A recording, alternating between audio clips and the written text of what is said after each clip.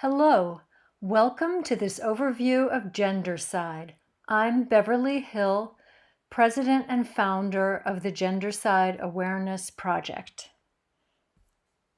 What is gendercide? Gendercide is the elimination around the world of females from very young to very old due to social causes, to human man-made causes, not to natural causes.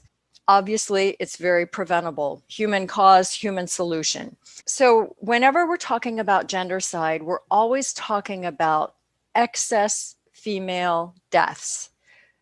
Gendercide is a measure of female deaths in excess of male deaths, age bracket by age bracket, for men and women living in the same country. In short, it's the summation of excess female mortality across all the countries in the world.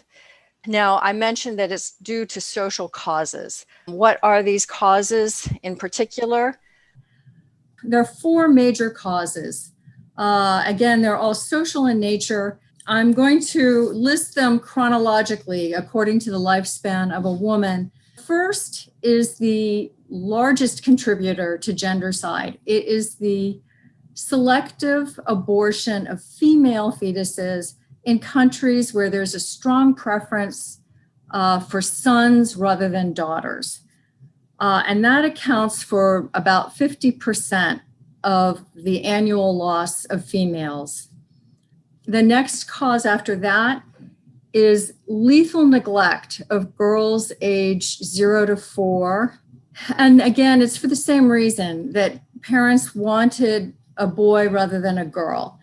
And they allow their girls to die. They don't give them a protein-rich diet as they would for the brothers.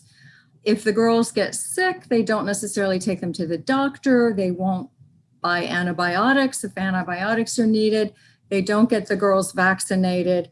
And so the girls are just sort of allowed to die because they weren't wanted in the first place. The third cause is maternal death. 99% of it occurs in the developing world.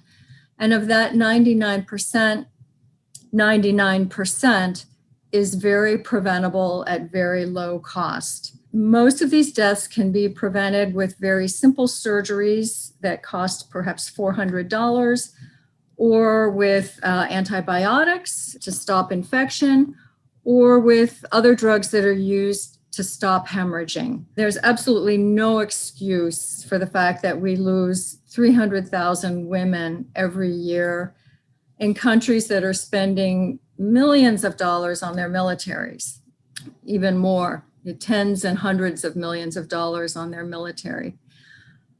The last cause is one that surprises most people because they just haven't heard about it. And it is the loss of women over age 50, especially widows. And these are older women, but they don't live out to their natural life expectancies because they can't access food and shelter and medical care. This is particularly common in countries where traditionally men control all the wealth and all the property. And money and wealth is channeled through the families, through the generations, by way of the males bypassing the females. So, for example, I live in a house, you can see it. If I were to lose my husband and I were in one of these societies, this house would not become mine. Our bank accounts, our cars would not become mine. They would go to my sons. And if we didn't have sons, then they would go to my husband's brothers, surviving brothers. The women are completely bypassed. That means that in these countries, older women are entirely dependent on the goodwill of the males in their families to take care of them. And too often that goodwill is not there. So this, believe it or not, is the second largest cause of gendercide. It is the second largest cause of the annual loss of females. So how many people are we talking about? These numbers are calculated by demographers, university demographers, and reported by the United Nations Population Fund. Using data from the 2020 census, the demographers calculated that 143 million women and girls are, quote, missing from the world population. Now, the word missing is a demographer's euphemism. It means that they are dead. That number is obviously huge, 143 million, but to put it in context, let's do some comparisons. That number would be 43% of the United States population. That's how many women have been eliminated from our world. Another way to put it in context is to compare it with other atrocities and huge losses of life. In World War I, we lost 20 million people. In World War II, we lost 70 million. The genocide of the indigenous peoples in the New World, the Native Americans, not just in North America, but in Central and South America too, adds up to about 100 million. Gendercide is the loss of 143 million. It is the largest atrocity the world has seen, and yet virtually no one knows about it. The last way to make sense of the number is to express it as a percentage of the female population. So understood that way, 143 million is 3.7% of the world's female population. Now, think about it. If you lost almost 4% of any other demographic group, an ethnic group, a racial group, a religious group, there would be protest, there would be violence, there would be war. 3.7% of this demographic group, roughly half the world's population, isn't there. They've been lost due to man-made causes and nobody even knows about it. So where does this occur? It is a global problem. Most of it occurs in Asia, East Asia and South Asia, and the Middle East and Africa. But we also find it in Southeastern Europe, and at very, very small levels, we find it universally. So let me show you some maps. The problem is most acute in China. China has lost, or more accurately, eliminated 10% of its female population, which is really astonishing. It's a huge loss of life. India is right behind with 9% of its female population eliminated. Now, if you look at this map, you can see the red obviously is where the problem is most severe. You can see where the selective abortion of female fetuses and the gross neglect of little girls is most common. So this map shows you where females are being lost early in life because there's a strong preference for sons over daughters. The next map shows you where women are lost due to maternal death. The problem is most severe in Africa, followed by South Asia, and then some other scattered areas in the world. And lastly, here we see where older women fail to live out to their natural life expectancies because economic resources are controlled by men. Again, it's East Asia and South Asia and Africa where the problem is most severe. So why does this occur? Why are girls so unwanted? Why are women so unwanted? There are two basic reasons. The first is that in a traditional society, girls do not take care of their parents, their own parents, when those parents are older. Instead, the tradition is that a girl marries a young man from another village fairly far away, and she leaves her home and she moves in with him and his parents because the generations live together. And in former times, there were no cars to get back and forth. She could not easily travel back to her village to take care of her parents. So she would take care of his parents in their old age. And this tradition is embodied in Proverbs. In China, you have a daughter is a thief. In other words, you raise her and then she goes and takes care of someone else in their old age. Or in India, raising a daughter is like watering your neighbor's garden. So that's the first reason that girls are unwanted. The second reason is the huge cost of a wedding, and particularly a dowry in countries where dowry is practiced. I think most of you know that dowry is a gift from the parents of the bride to the parents of the groom. It can either take the form of material things like appliances or a car or even a house, or it can be a sum of money. The bride's parents bear these costs and also pay for the wedding. It can add up to 2 years of a family's income. So it is really an economic wallop coming at a time when people are beginning to think about their retirement. Again, there's no social security in these countries that people can rely on for support in old age. In countries where the dowry is practiced, or in regions where it's practiced, 60% of families will go into debt when a daughter is married. Often they can't access standard bank loans and they have to borrow from loan sharks who charge usurious interest rates. So the result of all this is that we have more boys being born. We have more men than women in these societies, and it actually distorts the natural sex ratio significantly.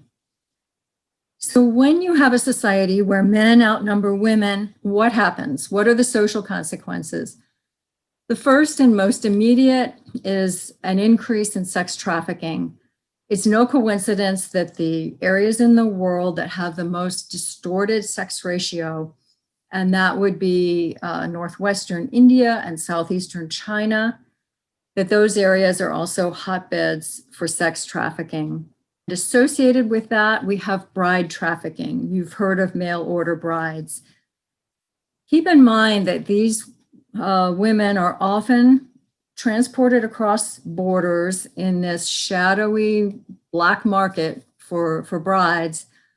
And in their new countries, they are not legal citizens. They have no legal rights at all. They can be beaten by their husbands. They can be resold by their husbands. They can be exploited for labor. No matter what happens, they cannot go to the police and get help. This is a very vulnerable, exploitable group of people. Next, we have child marriage. You can imagine that if there are more bachelors of marriageable age than women of marriageable age, all the women get snapped up. You still have some leftover bachelors, so they look to younger women, to girls, for brides. You can see the groom there is much older than the bride. And here again, you see some examples of child marriage. This obviously is not a relationship of equals. The older males here have the decision-making power and the control.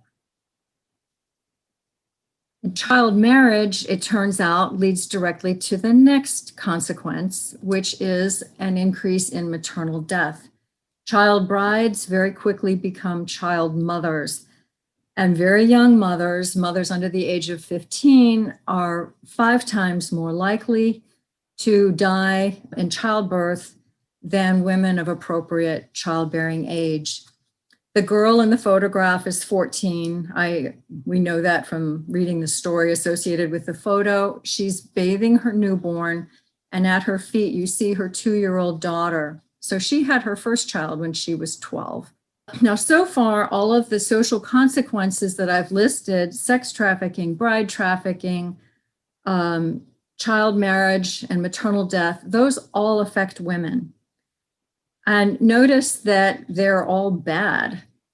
Many people think that if you have a shortage of women, the women are in high demand and their status will improve. Well, actually, just the opposite occurs, as you just saw. The consequences can also be very bad for men. There are always going to be men left over who don't find life partners. And in China today, 1 out of 5 young men will never find a bride or a life partner. That's 20% of young men will never marry. And they tend to be the least educated and the lowest wage earners. China is the only country that has studied its population of involuntary bachelors. That's the term for them. And they found high rates of depression, loneliness, addiction, suicide, and a markedly shorter life expectancy, just 68 years as opposed to 75 years. These men, because they are low wage earners and poorly educated, they tend to be migrant workers in construction and agriculture. They never become part of a community. They never develop a set of permanent friends. They don't have any support network. And it is a really hard life. Lastly, we see an increase in crime. I don't have time to describe the studies, but both India and China have documented that when the sex ratio becomes masculinized, there is an increase in crime.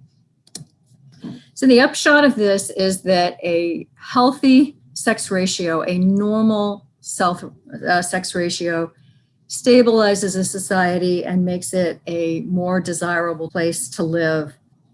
Governments, are they doing anything? If this is such a big problem, you would think governments would be doing something about it. The fact is that only China and India have taken any action. It's been very half-hearted, very tepid, and there hasn't been much improvement. India has seen no improvement. They've spent huge sums of money on the problem, but it has been siphoned off due to corruption or misspent due to corruption, and there has been no improvement.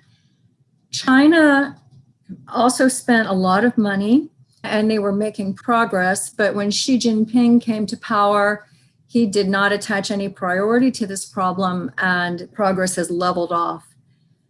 Note that in both countries, sex-selective abortion is illegal, or that law is routinely ignored, and there's no political will to enforce the law. So if governments aren't doing anything, if we don't have top-down measures that are working, what can we do? What can we do at a grassroots, bottom-up level? There are three principal things. We can educate poor girls. We believe that, our group believes that educating poor girls so that they are economically useful to their families and self-reliant so that they don't depend on husbands, we believe that's the best long-term solution to the problem. We can also give women job skills and microloans to start up their own small little businesses, and we can provide maternal health care.